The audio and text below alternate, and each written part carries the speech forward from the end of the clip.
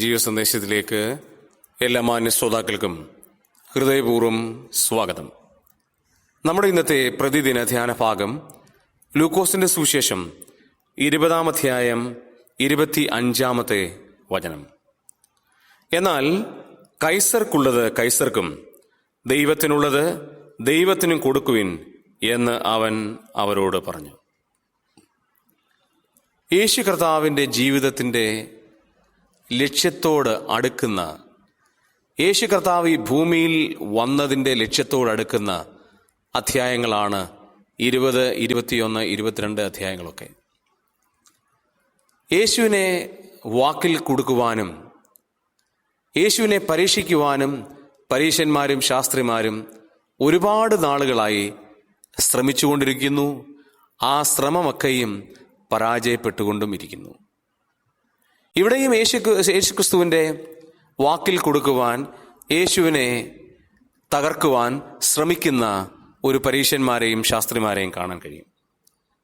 അവർ യേശുവിനോട് ചോദ്യങ്ങൾ ചോദിക്കുന്നു.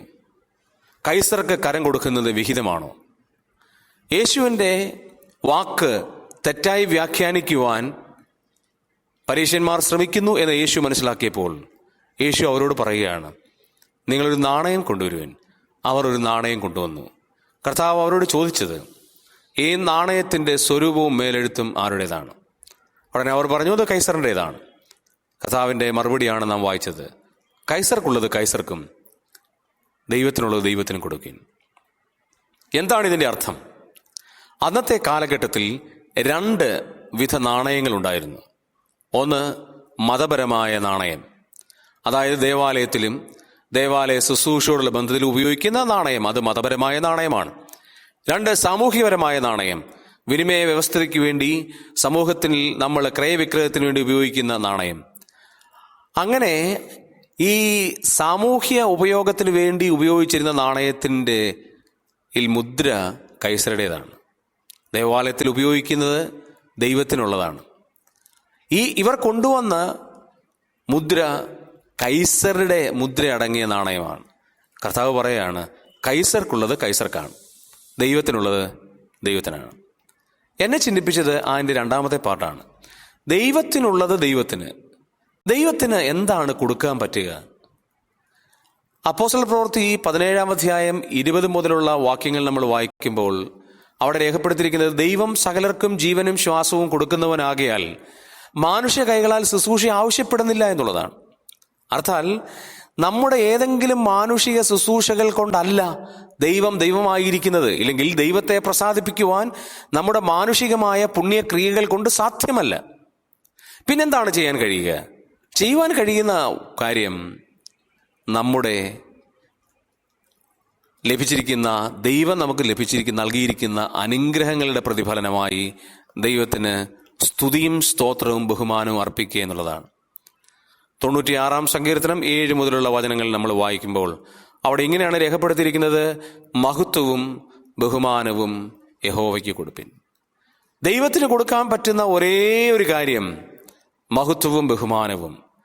ദൈവം ആരാണ് എന്ന് നാം മനസ്സിലാക്കുകയും ദൈവത്തിൻ്റെ ഔന്നത്യവും ദൈവത്തിൻ്റെ തേജസ്സും ദൈവത്തിൻ്റെ മഹത്വവും നാം മനസ്സിലാക്കി ദൈവത്തോട് നമ്മൾ തുറന്നു പറയുന്നത് തന്നെയാണ്, ദൈവമേ അങ്ങ് എത്രയോ മഹാനാണ്, അങ്ങേപോലെ ഒരു മഹാൻ വേറെയില്ല, അങ്ങേപോലെ ഉന്നതൻ വേറെയില്ല, അങ്ങേപോലെ ഔന്നത്യവാനായ ദൈവം വേറെയില്ല.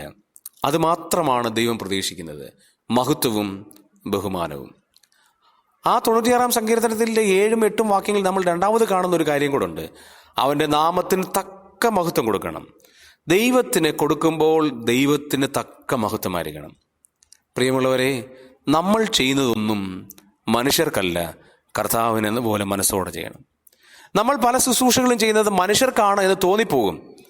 പക്ഷേ ദൈവത്തിന്, അവൻ്റെ നാമത്തിന് തക്ക മഹത്വം, ദൈവത്തിൻ്റെ ആ സ്റ്റാൻഡേർഡിനനുസരിച്ചുള്ള മഹത്വമാണ് ദൈവത്തിന് യോജിച്ചത്. അതുകൊണ്ട് നാം കൊടുക്കുന്നത് എങ്ങനെയാണ്, അല്ലെങ്കിൽ നമ്മുടെ ക്രൈറ്റീരിയ എന്താണ്?